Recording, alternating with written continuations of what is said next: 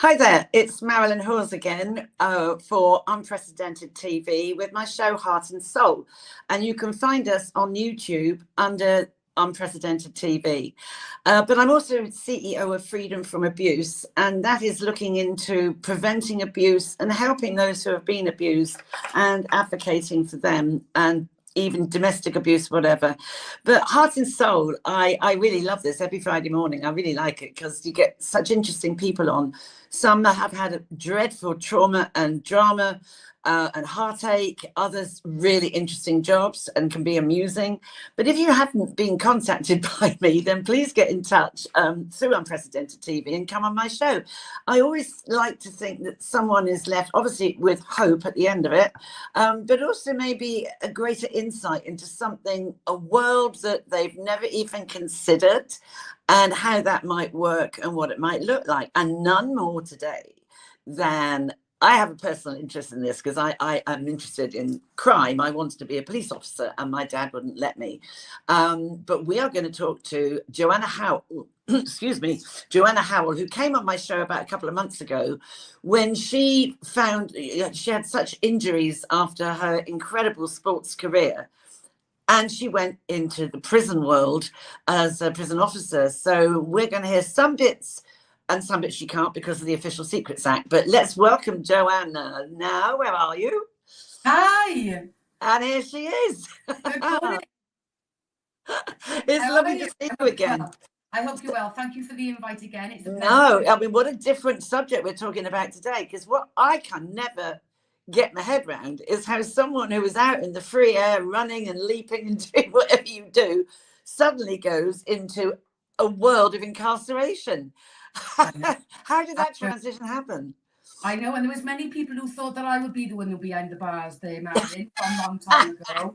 So I can confidently say that it was a conscious decision. It actually was. I was in my 40s and I'd spent 20 years in education, and I've done pretty much as there possibly can be without actually being a teacher in a secondary school. I've done pretty much all of the alternative curriculums and alternative educations. And I got to sort of like my mid-40s and I thought, you know what, I just really need a challenge. I'd got to the point where I'd retired from all my sport, and I was just feeling I need a challenge. I need something to challenge me every day that's going to put me out of my comfort zone, but also working with people and helping people, because that's kind of fundamentally the type of person that I am, and I've kind of, perfected that in my professional world. And there was openings obviously with the prison service, because they're always looking for staff for obvious reasons, a very high turnover. But I was also aware that I didn't want to work in Wales anymore. So it was very much a case of looking outside of Wales, somewhere kind of fairly local without being too local, where I could get my teeth stuck in, where I would be able to go in as a prison officer, learn the jail craft, learn how managing the prisoners is on a day-to-day basis, with a view of moving sideways into education, and reducing reoffending as a kind of a career path. So that was my rationale, and that was the conscious decision that I made back in 2017, and I joined January the 1st on 2018. So I went in and I did the 10 weeks training, and I went away to do my 10 weeks training. I've never been to university, so I thought, right, let's go away and let's go and do it full on, immerse yourself into it. And I absolutely loved it. So when you say the 10 weeks training, was that literally like in a prison, or was it at a university? I actually was fortunate enough that I managed to secure a place at Rugby, which is the head office for training. Right. I'm fortunate that I was able to secure a place there, as opposed to dotted around some satellite offices around the country. So I actually went away for 10 weeks. So I was away Monday to Friday, came back on a weekend, and then went back again. And I loved it. Absolutely. So was that, I mean, principally, I suppose, what do you cover? No, I don't, what am I talking about? I haven't got a clue. What do you actually cover in that 10 weeks then? A lot of the legal things. Oh, right, okay. What the legislation is, what the sort of legal parameters are, the human rights part of the entitlement, because that's a huge thing. Things like how to cuff somebody, what paperwork to fill in the event that they might have self-harmed, for example. You would learn CNR techniques, so the control and restraint, how you would control and restrain a prisoner. We did all that training. We did, well, every day. I mean, every day was something new. Every day, you know, I was fortunate enough that I was still very fit. So I was in the gym every morning at sort of 5:30, 6 o'clock in the morning, in the gym every day, doing sort of like 20 minutes, half an hour, getting myself ready for the day. So you do classroom-based learning, and then a lot of hands-on activities. So dealing with a fire, for example, you need to do what the procedures are, what safety equipment is there, what is the do's and don'ts of that, the techniques of that, and then we would practice it. So we would do practice runs, and we would team up with other people. One would pretend to be a violent prisoner in the cell. That was always a bit of fun. And then obviously you would be assessed on how you undertook that incident, whether that be a cell fire, whether that be violence in the cell, a hostage situation, or whatever the case may be. So we did a lot of hands-on, real-time kind of scenarios to try and get used to the types of things that you'd be dealing with on a day. I've been in prisons. I haven't been into female prisons, but I have been when I did a lot of work with Sky News. But they're not. They've become more woke than they ever used to be. And I used to go on a lot because I'm very outspoken. And I used to get letters that came through, rubber stamped by the prison governor, to go in and talk to a prisoner. Principally, with my job, it would be paedophiles. But I have been in a prison. How are you prepared, or does it come on your course? Suicide. Yeah, you talk a lot about it, and you do a lot of work on mental health and on mental health awareness, and you know, particularly things like how to recognise the symptoms or behaviours of certain conditions as well, because you will have people in there who are going through a sex change, for example. So you'll have, I mean, for me, I was in a men's prison and I was in a category B prison. So quite a high level. So we had trans prisoners in there who hadn't had a full transition, but had the correct certification to be able to identify as female. And how you deal with that, you know, how you deal with that, because and again, you know, how you deal with, you know, your own views and opinions on certain things. I think in these situations, it's really difficult.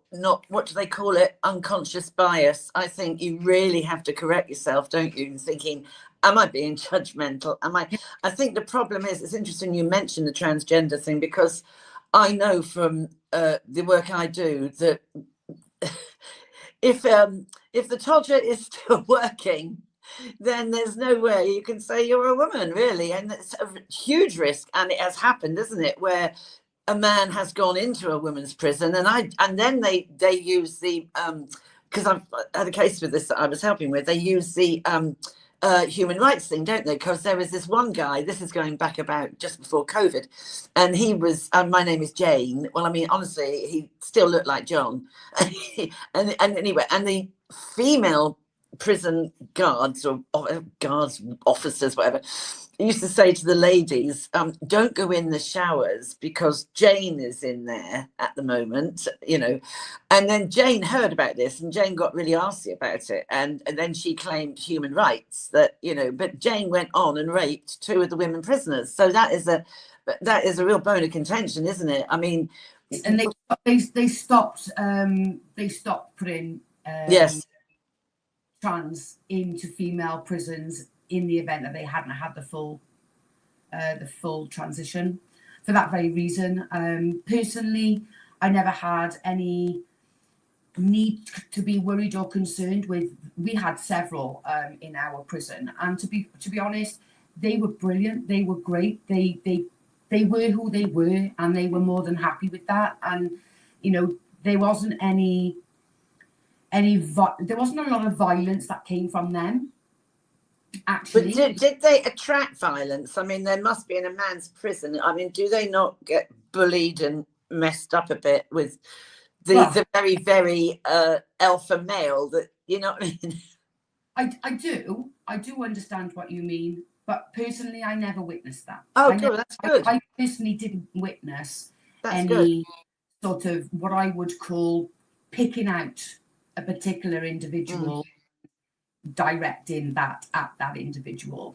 Personally, in my experience in the 5 years I was there, I did not witness that at all. In fact, That's good. In fact, I actually witnessed the complete opposite. Oh, that's really good. That's actually nice to know. That's the sort of that is a good thing to know that they, Yeah, and certainly, I mean, in the prison that I was in, there was a vulnerable unit. So there was a unit there for people who were classed as VP, so vulnerable prisoners, whether that be somebody who has run up an enormous debt, let's say a drug debt or a debt of some description to another prisoner, and they're now being targeted. So they've been moved out of that area and they've been put into a vulnerable people's unit to protect them, basically. Well, yes, because I know I'm looking every day with the work I do. I go through morning, noon, and night to see who's done what in court, who's going down for this, who's going down for that.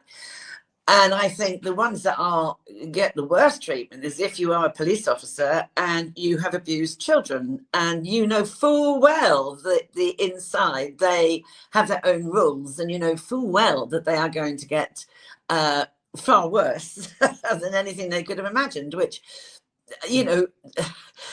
is that right? Well, it's human nature. I mean, they're the most hated people, aren't they, paedophiles? And if it's a police officer as well, so you've abused your trust.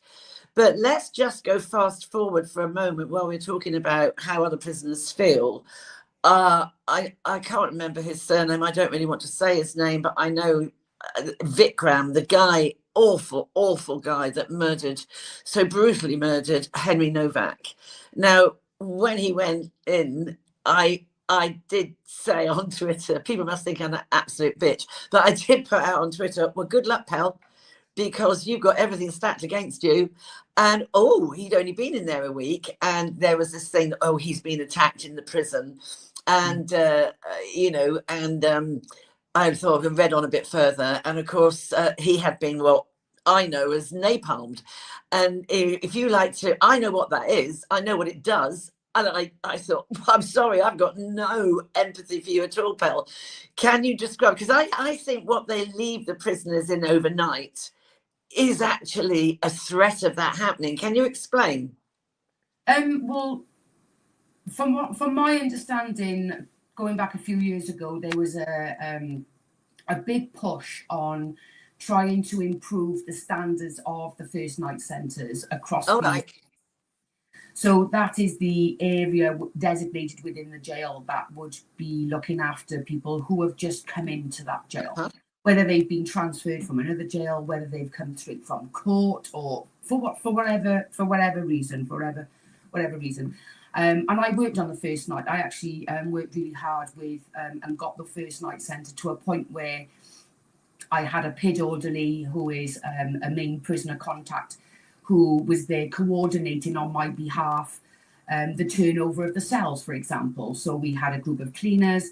We would have another group that would go around and do what I would call the recce. So they would go around and find and make sure that we had the toilet rolls, the appropriate mattresses, and the pillow, and all of the things that somebody would need on the first night there. Because my attitude was it when I took that role on was, if you can minimise the amount of worry or concern on day one, then first of all you are going to have less agitation from that individual throughout the first 24 hours. So that means, from a staffing perspective, that individual is not actually consuming your staff time very much.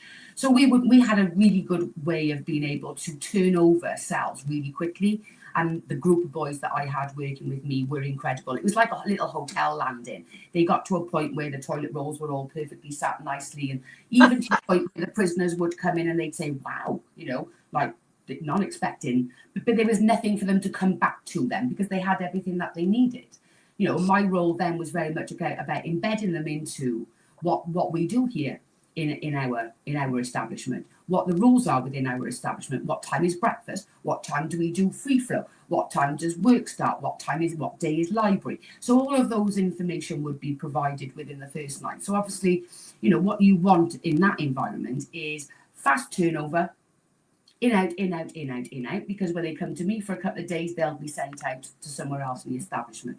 So we want that to be quick and turned over. What we don't want is any hangover of violence coming with that individual into the first night, because that can be catastrophic.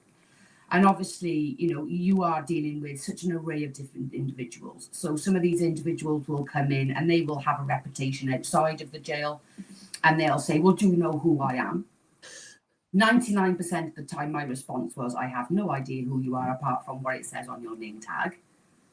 That you need to treat me differently. Oh, I don't think I do. I need to, and this was my attitude, was, well, actually, I'm not treating you any differently to anybody else, because then you'll tell me that I'm not treating you with equality, and then that's not happening. My job is to make sure that your human rights and your equality is being dealt with in day one. And it would stop a lot of the aggravation. It didn't stop it completely, because there was some that were pushed boundaries, obviously. But the first night was a department that really helped to stabilise that amount of flow. But then obviously within the jail, then there's a drug section. So somebody who's coming in who's got a history of drug and alcohol issues, you know, and I worked on that landing for quite a while, you know, and you see different people, different characters, different types of people. Yeah. Different needs, different levels of what I would call the emotional intelligence, to be able to manage emotion, which actually probably the biggest thing. What I witnessed, what I saw was, not only do rules not apply in a traditional sense, because they have their own rules. Yeah, they have their own standards. They have their own. And it might not sound logical to you as an officer. And it might, sometimes it was a bit like, oh, I don't know if I should be responding to this, or whether I should just take a step back and just let that happen on its own. And there were times when I really struggled with my own views and opinions. And, you know, I got to a point where I had to say to as you mentioned earlier, unconscious bias. You know, and unconscious bias is massive. It's huge in the prison service. You know, not just from staff, but from prisoners as well. Yeah, and of course. It happens both ways. You know, prisoners can automatically assume that a particular officer is going to treat them like shit. Yes. And then there's another officer that they know that they can bend over backwards. And then there'll be another officer like me that they know that if they come and ask me for help, I will do what I can to help you. But if I say I'm going to help you, I'm going to do it, whether that means I stay behind after my shift. If that's what it requires, that's what it requires. But if I say I'll help you, I'll help you. But what I'm expecting you to do is help yourself as well. So I would put that back on them. You know, so it was very much a two-way thing for me. I think being mature, being confident in myself, being mature emotionally, and being able to, having worked with lots of people, you know, I was able to literally, like a chameleon almost, change how I was, dependent upon who I was dealing with and when, and what that circumstances was being. You mentioned earlier about, when we spoke before we started the recording, about the hospitals. Yes. The hospital section within the prison. Well, the establishment that I was in, we had our own department that was a hospital wing. And the way in which that is managed and run is very different to the way segregation is managed and run, which is very different to the way that the landings are also run. Generally, food is the same across the board. But other than that, the way in which the prisoners are managed differs. So you need to be up to speed with that. So, you know, from a prison officer's perspective, you know, you are required to be able to react, but also you need to be reacting within rule. And that wasn't easy. No, I'm sure. I mean, so go back to this guy who had, as I call it, napalmed, because I know that's what they call it. Can you explain to people what that is. I know what it is, but I think it's also avoidable. But it can, please do tell people. Kind of different ways in which the prisoners. I don't like using that word because I think it's very stereotypical. I like the word resident. I just because I'm kind of. I don't think the prisons are what they actually should be. So therefore, calling them a prisoner is just is pointless because they're a resident. They get just as much rights as I do. Yes. They do in there. So for me, they're residents. They're not prisoners because they're not residents at the King's pleasure. Other than the fact they get their daughter, it's not but there are certain things that they do that it's quite violent that the prisoners can do. Whether that's they can use a combination of hot boiling water and sugar, for example, which they will mix together, and that gives like a solution which is not only boiling hot but also like a sticky glue almost. And if that's thrown over you, then we're talking second-degree burn level. In serious issues to skin. But also potting is another favourite, where they'll use their toilet tin and save it in a bucket, and then mix that around with various other bodily fluids, and we'll put that into a concoction, and one day they'll just decide enough's enough, and they may well throw it at you.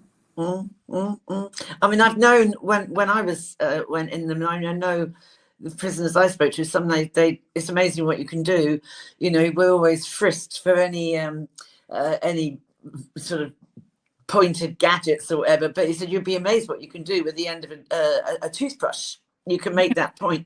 And what you can do with the inside of a toilet roll, you can, the end of it, you can make it so tight that it does become like a pointed end that you can actually stab somebody with. I mean, it is absolutely. I mean, I always, before I went into the prisons, I always found it odd when people said, oh, and when I go to work, I thought, go to work? What do you mean? And then I realised, explain, because there is hope in there, isn't there, for people that want to learn to do something. Do explain what that means, because I was shocked. I thought they go out on a minibus and they end up working in Tesco's or something. That might happen in a DCAT prison. In a DCAT prison that might well happen, because they are encouraged to secure employment in the community, and then they'll go back to the establishment and sleep there overnight. They are encouraged to do that in a Category D prison, but I was in a Category B prison, and we had a lot of Category A prisoners in there. So, there was a lot of violence quite severe violence, a lot of gang-related violence within the prison, quite extremist violence as well, whether that be religious based. But there are times when it is a scary environment to be in. I mean, there's no disputing that. I was witness to several very big violent events. I was part of the staff who had to react to that incident. For me personally, what I found was it wasn't in the moment, it was afterwards. It was when you were reflecting. It was when you were doing your you do like a team talk afterwards, like before everything is written up, and check everybody, make sure everybody's okay, there's no injuries, everyone's feeling okay and nobody's spooked and whatever. And it wasn't until after that I was able to kind of process and detox and kind of what had actually happened, what my part of that was, how did I respond? Was I spooked? Did I respond in the right way, the wrong? Do I need to be, and I was very self-critical to myself about how I managed certain incidences. But I was very fortunate that because I came from an educational background and because I came from a background of personal development, pretty much it got round the prison that I was the person that had the hope. I was the person that was encouraging people. So, for example, within the first couple of weeks of me being new into the prison, I'm working in a wing that's got 90 plus people on it, and I'm wanting to know why they're not all off my wing, going to education, going to work, going into the gym, going into mental health awareness and substance misuse groups and things Yes. like that. I wanted to know why they weren't out. So I made it my mission to get off my landing as many people as I possibly could through the daytime. And what to the point where 7 o'clock in the morning, I would be banging on their door saying, up, you're being collected in 5. You wanted me to go and get you that place on that course. I did. I went out of my way and did a favour for a favour to get you that. You will get up. And you will get up and you will get dressed and you are going. And because I And was what if they don't? What if they don't? What if they say, yes, stuff you? I never had that problem. Oh, good. I never had that problem.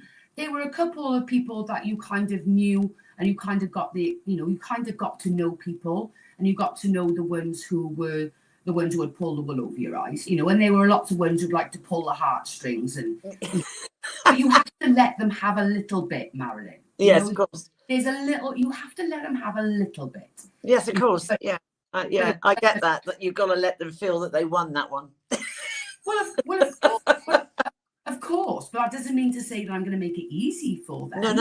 No. But also would expect them to take some level of ownership for the problem themselves also. And for the perfect case in point, one of the big projects that I did not long after I started was trying to improve the way the PID orderly, which is the designated representative per wing that would act on behalf of the prisoners, to help with providing information as to where you go and get X, Y, Z. So if a prisoner wanted to have more money put on their phone account, for example, there was a form that PID orderly would explain that to that individual, would talk them through it, help them through the process. And, and it was all that I pushed that a lot. I really did push that a lot. What that did, surprisingly enough, faster than I expected, was it actually reduced the amount of silly little requests that prison officers were dealing with on a day-by-day basis, to the point where we could actually do our job.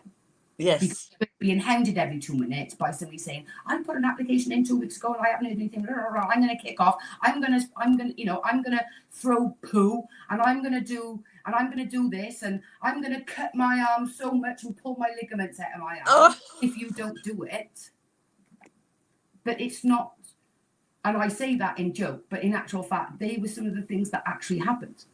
Yes, I mean, so you've got your prison hospital there, but I have been because I, myself or someone's had to be taken to A&E, and you see prisoners. I mean, I was at Bedford Hospital not so long ago in the A&E department, and there was a prisoner there that had 4 officers with him, and he was handcuffed to the head of the bed, and obviously wherever. And I thought, crikey, that's a bit extreme. I mean, knowing that you have a hospital within the prison, I mean, how bad would it? What is it they can't cope with then in the prison hospital? It's the injuries. I mean, if you think about the hospital wing being more of a case of, instead of it dealing with what I would call your cuts, your grazes, it's not that type of hospital. It's more mental health related. So there are a full team of mental health experts on site, NHS mental health experts, not prison officer and prison staff experts. We're talking NHS experts on site. And they would pretty much manage the medication, for example, who has what and when, and the distribution of. So that would be that. They would be people who would need to go to maybe a specialist prison hospital, but there's no space for them. But they're too unwell to be on main pop. So they would be set aside in what we call, the hospital wing. It would maybe somebody who is suicidal, somebody who is on a constant watch. In other words, they have an officer sitting right next to them through an open gated cell for 24 hours, recording everything that's happening with that individual on a minute by minute basis. So do they do operations there in that? Oh, right. Okay. So then you would go to, so if you had appendicitis or something, you would have to go to a main hospital. Yeah. Right. So the guy, so this Vikram, who was napalmed with this sticky jam stuff on his face, he would have had to have gone to hospital then, or would they have been able to deal with that inside? Yeah, they would. Yeah. So I mean, I did plenty of runs, hospital, situations where one of you, if it's a 2-person team, say for example, for a standard prisoner, one would have you be cuffed to the prisoner, and the other one would be uncuffed but would be carrying the keys, for example. Yes. All the paperwork and all of the emergency detail and all the emergency information needed, the mobile phone and all that sort of stuff. But I was fortunate, I think, because other colleagues of mine weren't as unfortunate as I, and they did have to deal with some pretty horrific, personally horrific violence that they needed to within the same prison that you were in.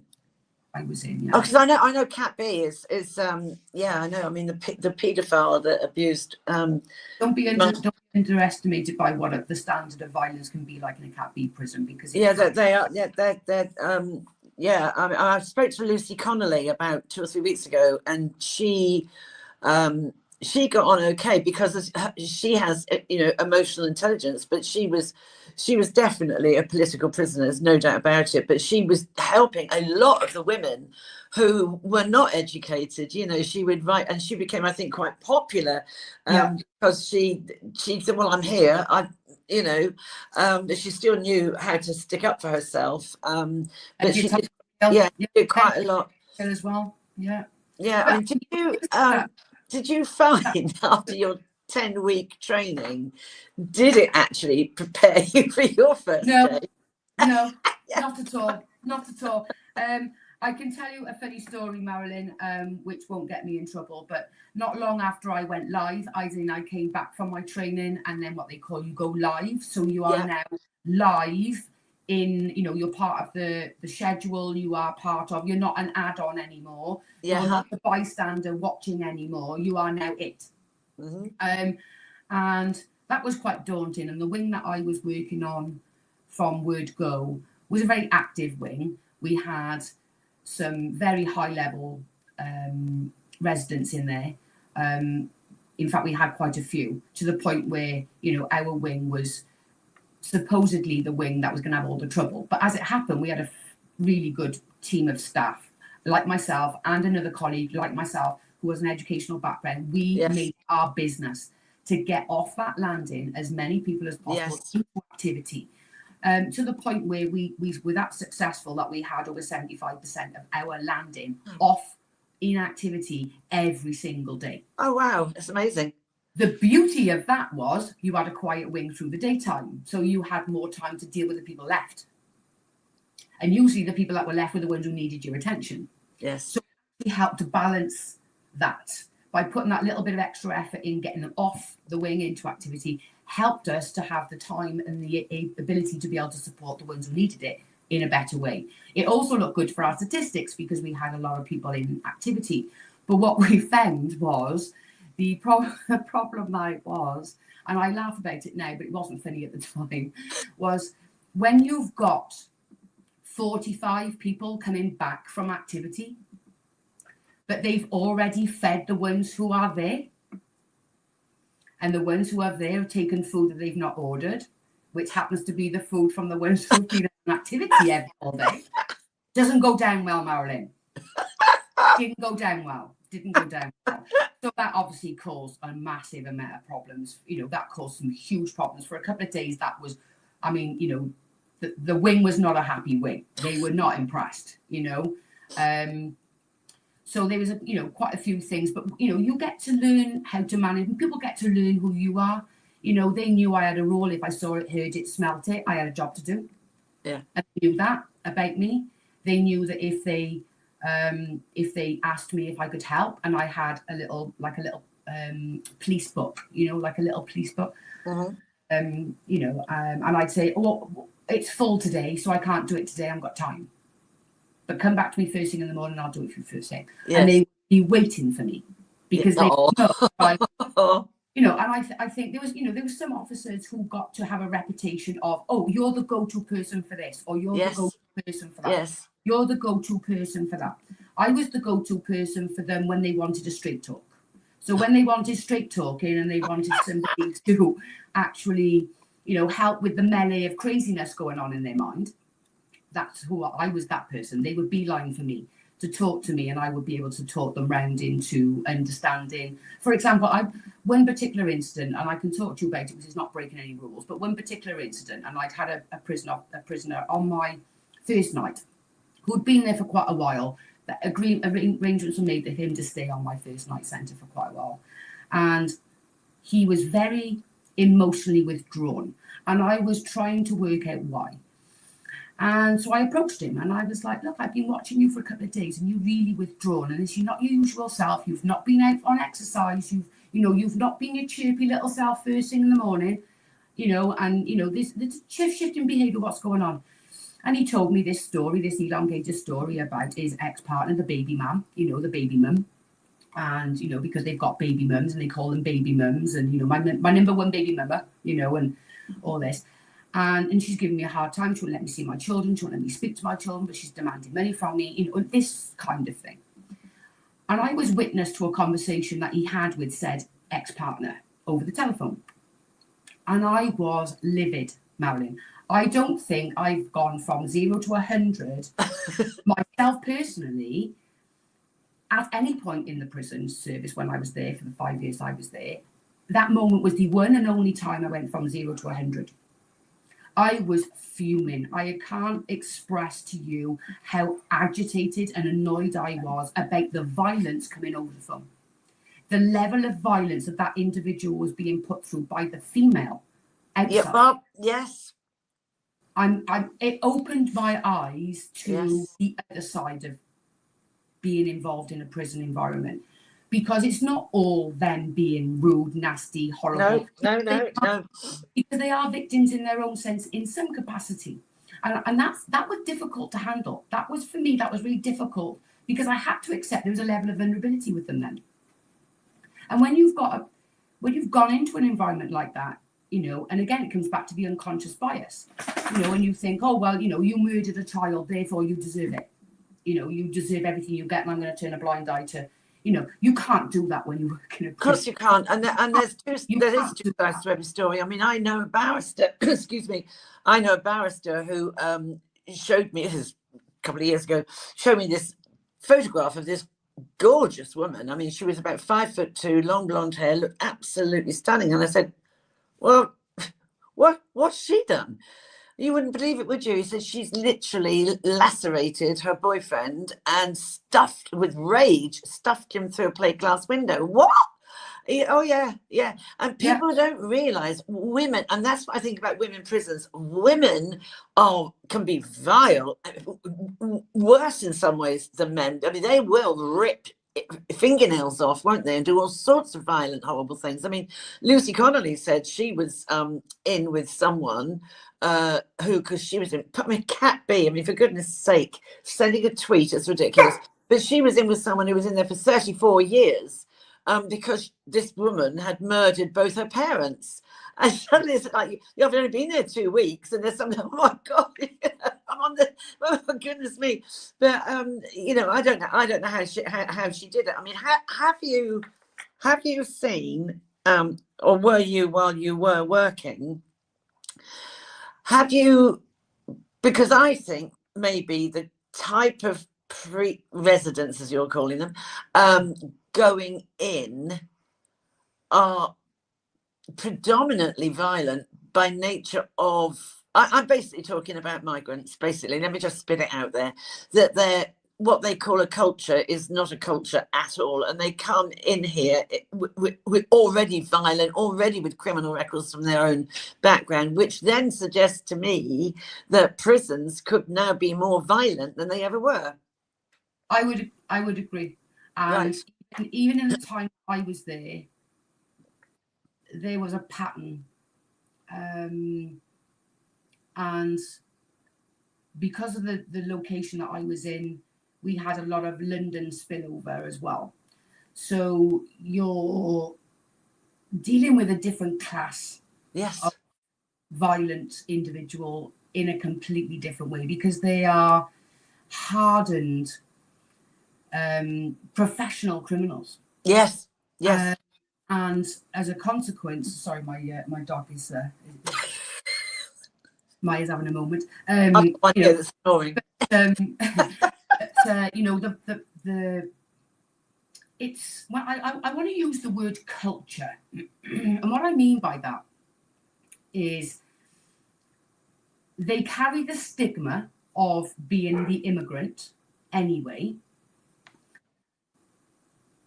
They haven't transitioned from the culture that they've been brought up in to being it within the British culture, which is a lot more open. And if we go back to what Britain technically was, the dynamic of Britain and how we became who we are was because we allowed people to come here.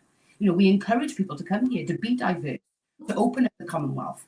What we're seeing now is we're not seeing Commonwealth countries come to this country anymore. We're not seeing, we do see it, but on a very, very, very small level. Yes. In comparison, the majority of immigration applications nowadays are not from people from the Commonwealth. And when we're talking about the culture of the people that are coming in to the prison service now, we are having to accept, or they are having to accept, that the prisons are unable to function. And I will stand here and I will say this quite confidently from my own personal experience. They are unable to attain and achieve these outcomes that have been set by government because the way in which the dynamics work in that in the prison service does not lend favourably to the process and procedures that they have in place. I can say that because I've been there and I've done it. That makes total sense, because I think to some people that, I just can't believe how we've become in this country. I really can't. And it's not, you can't get away from it that, Sudanese, Somalians, these are not nice countries, and they come, well, you take your culture with you, don't you? I was an expat in Portugal for 2 years, and you can't go and suddenly become Portuguese. You have your humor, you have your way of thinking, you have your actual natural culture that you were brought up in, and that's the same for anybody coming. So what's the chances then of people that go in coming from these, I find it calling it a culture a very strange word, because to me it's just anything but. It's a medieval revolting violence. What are the chances of them coming out, given that prison is supposed to be a place of rehabilitation? What are the chances after their sentence of them being reformed? Well, perfect question, because that was the reason why I went into the prison service. Yes. Officer, was because I worked on the outside and I dealt with them on release and back into the community, and I've done all that bit for 15 years, so I knew what was coming out. And my question was, what the hell are they doing in there for them to come like that, for them to come out in that state, for them to come out in that complete bewilderness of what the world still needs to help me, and it's reducing reoffending is not just education. And until we get people to understand that reducing reoffending is the umbrella term that is used. And if you don't have a security system, for example, that is effective, your security strategy is not effective within the prison, you've got no chance of reducing reoffending. You've got no chance of rehabilitating anybody. Yeah. And let's be honest, an individual needs an environment. Yes. So then let's look at the environments that these people then are being asked to rehabilitate themselves within. It's like saying, well, we're just going to go and dig a big hole over there and put a pipe in it, and that's your environment to rehabilitate yourself in. And I expect you to come out the other side rehabilitated. It's not going to happen. You will get the people in there who want to follow an academic time while they're in there. Yes. And that goes through their GCSEs that have been provided by the PEF, which is the Prison Education Framework. So you will have organisations like Western College, for example, who've got a massive PEF project, contracts with the prison service across a variety of different establishments. They will offer, the GCSEs, your English, your maths, your ITs, your cooking skills, and then there'll be vocational. Plumbing, they do plumbing, don't they? Plumbing, brickwork, all that sort of stuff as well. And you've got alternative curriculum then. So you've got your main academic curriculum, which is your traditional qualifications. Then you've got your vocational, which is all your stuff, which is all of your apprenticeships, your vocational learning, Yes. is done over time, obviously, and integrated into a working scenario. So you need to have your industries within the jail sorted, because otherwise, how are they going to do their apprenticeship? Oh, If that's the right. apprenticeship requires them to demonstrate they've done X, Y, Z, but they can't, because all they're doing is putting a button on a pipe. Yeah. Because that's it. I mean, Or have they you put a letter seen, in an envelope, and that's all they're doing all day, you know? I mean, how many young men that came to you, I don't know if it's a question you can answer actually, had actually been in young offenders institutes? I couldn't say off the top of my head, but there were a substantial amount of Yeah. 18-year-olds in there when I was there, most of which had been in a YO establishment. So again, I've not worked in a YO establishment, but I've watched a lot of documentaries. I've spoken to people who have worked in a YO, and it was something that I did consider for a long time. But I didn't feel that you would be able to get through successfully to somebody of that range as well as you could for somebody who's slightly older and their circumstances are slightly different. So that was my main reason for going into the adult prison. But you know, you're right. You know, I mean, the way in which, for example, control and restraint is not used in a YO jail like it is in an adult jail. Yes. Well, if you've got somebody coming at you and hitting you with a chair, Yeah. I've had a classroom, by the way. well, yeah, or a pool ball, or a snooker cue, or yes, you know, whatever, the leg of a chair, or whatever the case may, or a bin. That was another one. That was a good one. Bin. You know, then I think we have to really reanalyze what the term reducing reoffending actually means. Yes. And the prison system accepts that reducing reoffending should be the holistic umbrella. Absolutely. And everything else filters from that. Not reducing reoffending is just a little bubble over here on its own, and we kind of forget about it because we're too busy dealing with all the rest of the shit that goes on. Until that mindset shift and that system is shifted, I can't genuinely see us getting any better. Yeah, I mean, I'm interested also. I wrote to Mr. Timpson at one point, yeah. And I mean, of course, the people that work in Timpson's key and heel bars, they've all been in prison, haven't they? And that is a sign of hope. And there is definite expectations of what you're going to be like. So whether those have come from an open prison, I don't know. But I do, some part of me just does feel that some people are so far gone down this dangerous, awful route of violence that they can't be rehabilitated because, you know, you've done what you've done for so many years and getting worse. I mean, it's just, I mean, I find it a fascinating world. I found when I'd gone in there, we're coming up to time, I'm going to have to wrap it up in a minute, but I found my memory of going in there was, even though they're clean, I felt dirty when I came out. I felt I had absorbed.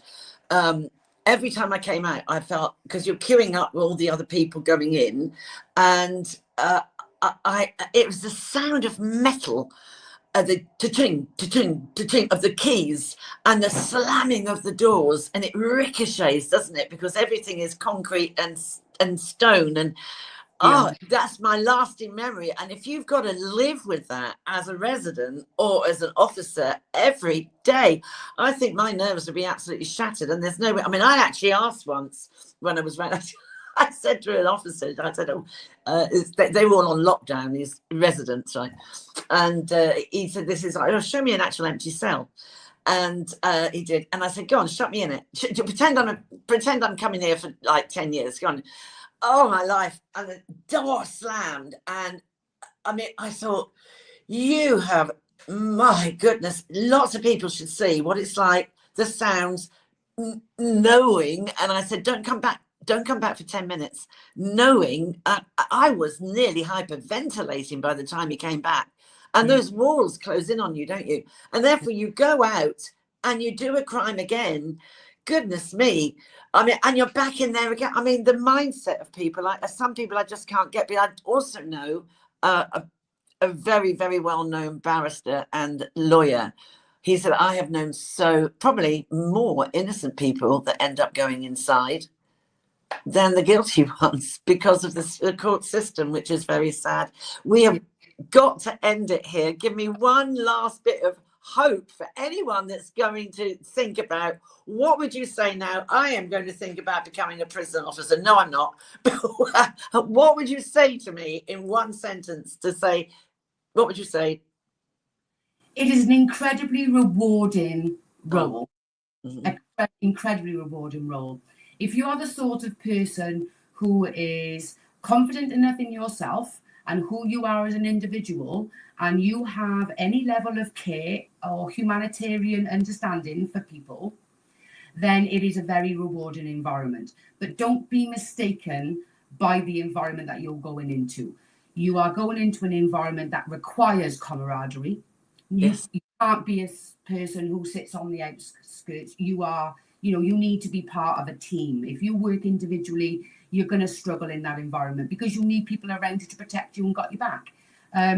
However, what I would say is that for the younger people who are going into the prison, my personal opinion is don't. Don't. That's my personal opinion. My personal professional opinion is for anybody under the age of 25, don't. Yeah, you've got to have some life skills, haven't you? And only maturity brings that. Johanna, it's been fascinating. Thank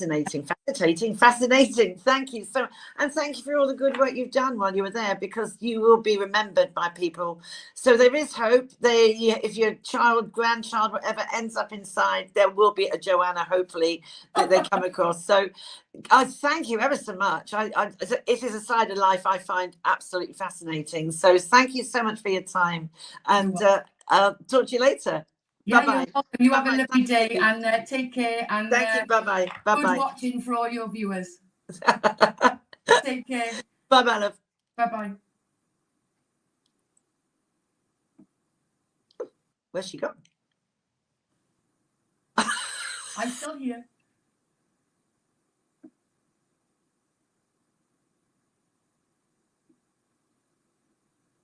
I'm still here. I don't know if... Do you want me to end this or...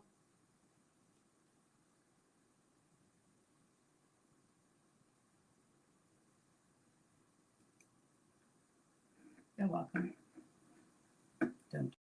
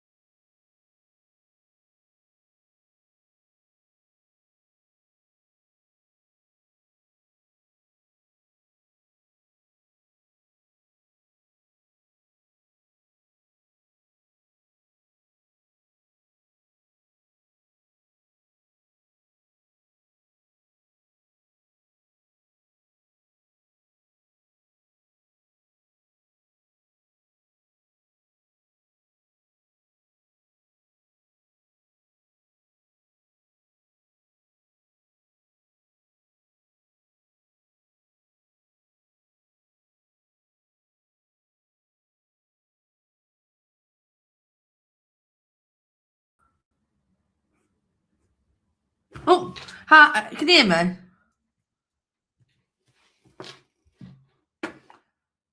I don't know if it's you now or me. Can you hear me?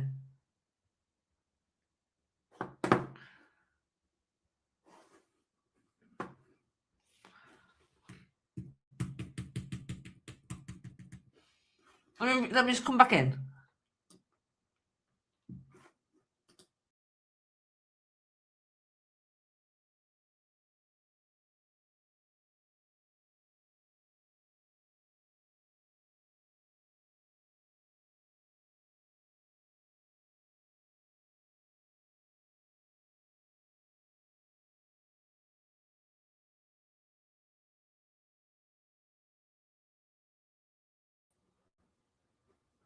What about now? Oh. Let me just play a song and see if it'll play on my computer.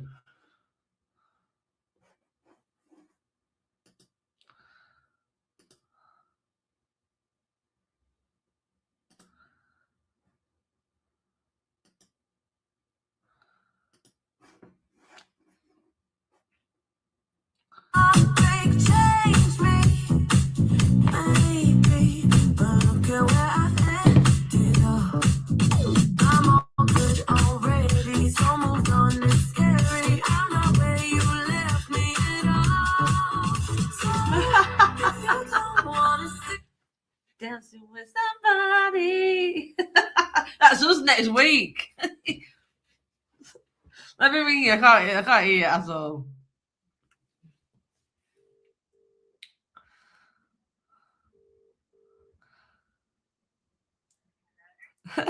Maybe you come out of it and go back in it. Maybe because when all right, bye.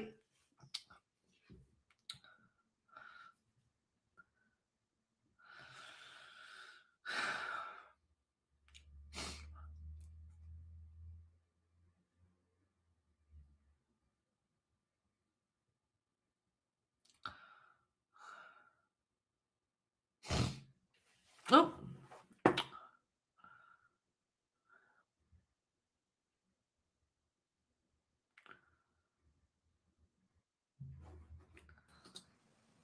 There she is. Hello.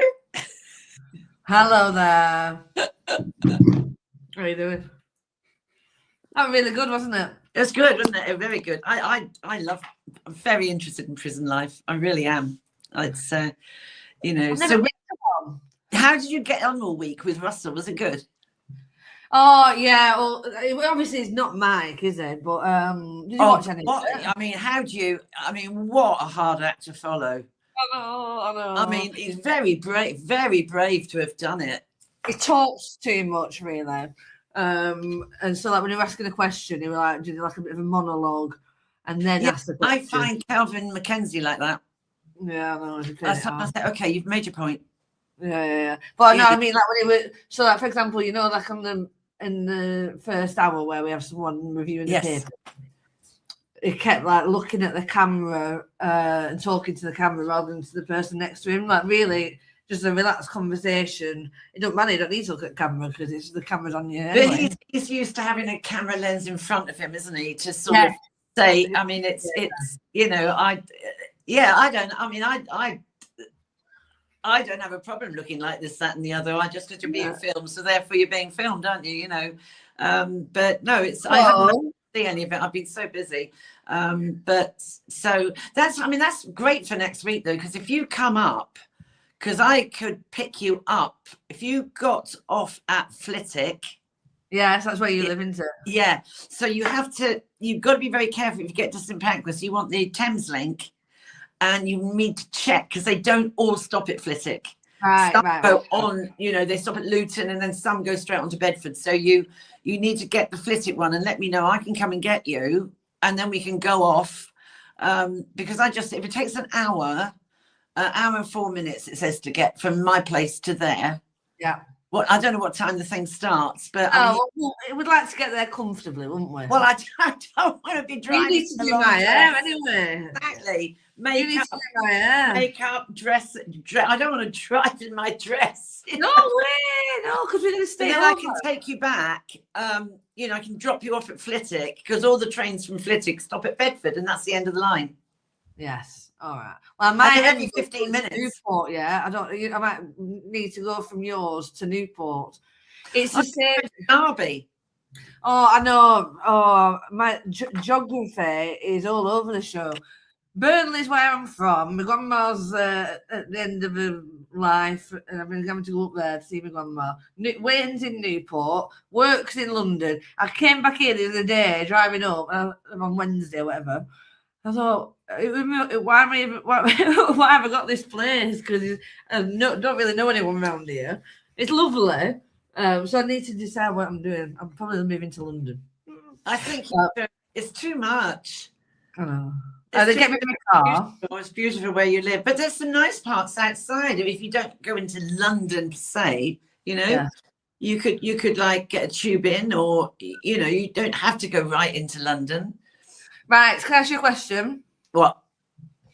So, UK Live, yeah? Yeah. All right, well, there's loads of things flying around. Oh, sorry, I've got an itchy foot. In an ideal world, if you were to have a show on UK Live, what would it look like? And what I mean by that is frequency and what the content would be. Well, I'd quite like to do Heart and Soul. And getting people on again who are, who what you'd call it something different, if you like. But I do think it's interesting having people who've got. I mean, you could not do an hour. You could have if the show was an hour, you could do maybe 3 lots of 20 minutes. But I think what people like about this one is that they get time. That's what Siobhan White said. It's what Lucy Connolly said. I could say things because I didn't feel the clock ticking that this interview is going to be in a minute. It's going to be you stopping now. That was lovely you came on, and I got 15 minutes. Or you know what I mean? Yeah. They all said they could really open up. So I think that aspect is interesting. I'm across most things. I wouldn't want it for me. I wouldn't want it to be too political. For me, I'm not. I have a view of politics. So I think when I've been on TV, I like going on. It doesn't always have to be about child abuse. Do you know what I mean? But that's when I don't mind joining in. You've seen me on Plank of the Week. I've got an opinion on different people. So you can ask. I think what I've always liked to do is almost be the public voice of this is what the general people would love the opportunity to say. So here I am saying it, if that makes sense, because I do get, when I've been on, say, GB News or anything like that, I get a lot of people saying, you spoke so much sense. You've said what I would love to say, but couldn't have put it like that. And so I'd like to, what's the public feeling? You know what I mean? Could you see yourself, as well as that, being on like a Loose Women type panel show? Oh, God, yes. Do you know what? I had someone that came to lunch the other day. Oh, yeah. Yeah. With his girlfriend, right? Narcissistic. I saw the previous girlfriend get carved up, right? Narcissistic. Psychopath, basically. Yeah. Anyway, I pick him up from the hotel where they're staying at Flitwick Manor. I pick them up, and immediately he gets in the car and he says, he's the sort of person that will end the relationship. You don't chuck him, he chucks you. But before he chucks you, he makes sure he's on Match.com, right? Yeah. Okay, she gets in the car. I pick him up. He gets in the front seat. They immediately start. So you're doing really well on, your media, aren't you? You should get on Loose Women. I said, I've been on Loose Women. No, you should handle Loose Women. I said, well, why would I want to do that? They're perfect bitches. He said to me, so are you. Who is this person? A twat. All right, okay. And I said, excuse me? Pardon? And then I'd done this beautiful lunch with a half side of salmon and a lovely lunch. She's lovely. And God, and then he picks an argument with her. And I thought, here we go again. Here he is again. you know, you can never be wrong. And of course, he can't. I think he hates me because I will not be manipulated by him. I tell him what I think. And he, you know, some people, men can't take it, can they? Some men can't take it. So as well, in other news, I mean, I think panels are great fun. Oh well, another one actually on that. If it was ever necessary, do you think you could, like say for example, Kelvin McKenzie, who is an investor in the UK Live. Yeah, right, okay. He's going to have his own show. He might have a co-host. He might need someone filling in for him from time to time. Would that be something you'd be up for? Yeah, I can blag anything. I mean, I know. Is he? Would he always be heavy? I find him quite heavy, with peppered little bits of humour sometimes. Yeah, that's right. Yeah, he's quite heavy. Yeah. I find him a bit boring, actually. Yeah, I find him entertaining, but he doesn't know when to stop sometimes. Yeah. No, that's right. Sometimes, right, you made your point. Don't. You know, but anyway, I can. I think I could like. Yeah. I'm not frightened of anything that's thrown at me, but I think panels are good fun. They are good. I think they're fun. Yeah. Okay. Right. Thinking about all this, and then so I've just spoken to Lembit as well. And because I'll send you a video of a show he used to do. I think he only did like 6 episodes called Cats and Dogs. Has he told you about it? Oh, he has told me about it. Yeah. It was really funny, actually. Like, really, he showed me very funny. He showed me one that he did with this Asian guy he knows about. Pretending to be a migrant coming over on a boat. I mean, I missed myself laughing. It was so funny. Very funny. Pooch reckons that he's got that late night comedy thing about him. I think he probably has. So I've asked him if he'd do it. He said, yeah. He doesn't mind late nights. Yes. Yeah. And he lives 30 minutes away from the studio as well. Yeah. He doesn't mind late nights. I don't know what's happening to his house. He tried phoning just as I started. Oh, did he? Yeah, he tried calling me as well. That's why I called him back. So I'm just thinking, I've not spoken to anyone about it. I'm just speaking to you now.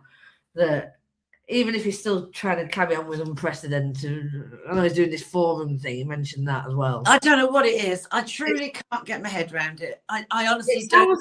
It sounds like this CPAC thing. You know, like that CPAC. Yeah, what is that?